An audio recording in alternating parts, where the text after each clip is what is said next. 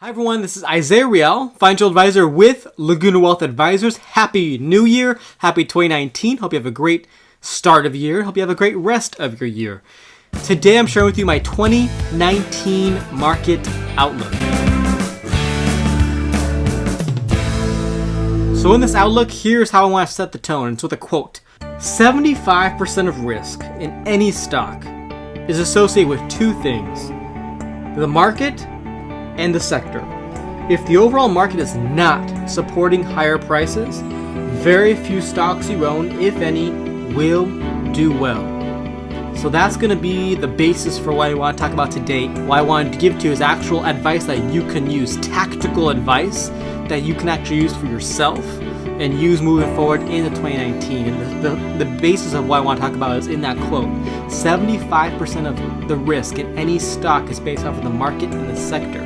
Only 25% has anything to do with the company. And so moving forward into 2019, I want to share with you different sectors that I'm looking at for the year and different areas to take a look at and different strategies that you can use for yourself. And let's start here is sectors. What sectors have the highest relative strength scores? That's what I look at. What that means is what sectors are going to look to outpace what the S&P equally weighted 500 does in a given year. Of course, the relative strength that doesn't work all the time is not a guarantee. There may be times where it's lower, there may be times where it's higher. But the thing is this, relative strength is a tool. And it's a tool to help investors look long-term to outpace what the market gives to you. And so there's four sectors I'm looking at for 2019 that I like moving forward, and I'm going to keep a close eye on. And of course, these are to begin the year. One or two may change throughout the year, but typically these tend to be the core items that we take a look at in a given year. And the four of them are this. Number one, technology. Technology is not going anywhere. Technology had a pretty rough 2018, but nonetheless, they still remain the number one sector when it comes to relative strength scores. You can look at specific sectors within the technology realm. Right now, when it comes to relative strength, some of the key ones that I'm taking a look at for clients is, and that are strong on the relative strength score, is software. People that make the codes for all the softwares out there. Cybersecurity is one that, of course, we need it all the time. We need to protect our information. Internet, the big internet players out there are big key people when it comes to technology. Those can be Facebooks, those can be the Amazons, those can be everyone around the world. The second, when it comes to relative strength, is utilities. I talked about this in my market updates, specifically November's and December's with utilities. Utilities is an area that we take a look at in 2019. When markets tend to be a lot more volatile, when we tend to see the markets pull back or slow down a bit, utilities tend to be an area that tends to rise to the occasion. Number three is healthcare. I talked about healthcare quite a bit in my market updates in 2018, and that's still here in 2019. Healthcare is not going anywhere. There's demand for healthcare. There's a need for healthcare, and the relative strength scores are keeping up with what the market is giving to us. Number four is industrials. In that case, in this example, industrials can be aerospace. Aerospace isn't going anywhere right now.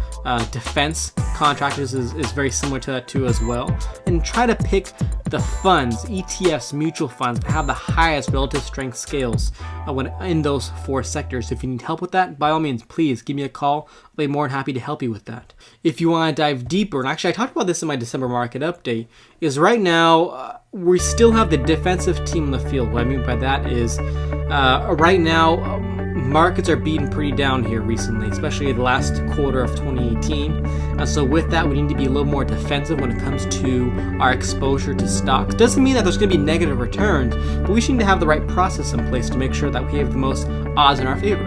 And so right now, I would suggest to you, and again, I'm not advising this to you, this is just my thoughts only. Talk to your financial professional, talk to your family, your friends, do your due diligence first to see if this is the right fit for you. Funds, mutual funds, ETFs, take a look at those, and specifically the four sectors I just mentioned. Overall, major core indexes, the S&P 500, the NASDAQ, those are two I take a really close look at for my clients. Those are extremely undervalued right now. If we're thinking long-term, again, you have to check first, but this can be an opportunity, this can be a time, if it fits your portfolio, maybe you buy some shares in that. Again, markets may go down further from here, or they can go up, but nonetheless they're cheap. So I have to keep an eye on that for my clients, and perhaps maybe you do the same for yourself. Just keep an eye on it. When it comes to fixed income, so your safe money, right? What are you gonna do with your safe money? Here's what I take a look at. I'm not really looking at bonds at all for people, because right now with interest rates going up, bonds are typically not getting as high returns as they usually do. Here's what I'm taking a look at is CDs, certificates of deposit. They're FDIC insured. Money markets aren't a bad area to be into right now. In specific areas, depending on your risk tolerance, high yield bonds could be an area that you're looking at, and maybe floating rate bonds too as well. Again, you have to do your due diligence first, but there's just a couple areas that I would take a look at. And then also too as well, cash. I would suggest having some monies in cash right now because there could be some opportunities out there in the markets, or just to leave on the sidelines right now. So, hey, we let this nonsense go by with the volatility out there. In addition, this is an add-on for your portfolio, add-on for your investments. If you want more protection, trailing stops may be an area that you take a look at for your investments. Let me give you an example. Let's say I give a 10% trailing stop. What that means is if a specific investment goes up to a new high, if it falls by 10% from that new high, the computer's going to sell those shares right there, so we keep the gains that we've made. On the opposite spectrum, if the investment, we buy an investment and it goes down by 10%, we're going to sell it right then and there. Sell stops are the same thing, but they don't keep track of the trail. They just sell it at a specific price point. Again, you have to talk to your financial professional first, do your due diligence, see if that's something that's right for you. And the last thing I would do is communication, or managing your portfolios. If you're working with a financial professional, make sure you are communicating with them, or make sure that they are communicating with you very consistently, making sure that you're keeping up with what's happening in the markets, and also too in your lifestyle, to make sure that, hey, are these investments performing the way we need to for my lifestyle? So if we're looking to produce income, or if we're looking to get growth for a portfolio, or whatever that may be, is it suitable for what's happening in your life?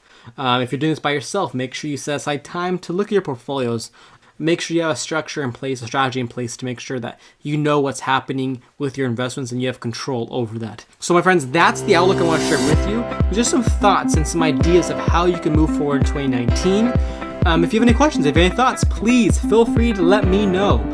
This is just a little bit of tidbit advice that I want to share with you. I look forward to talking to you soon. Have a great 2019. Thank you so much. Have a great day. Talk to you soon. Bye-bye.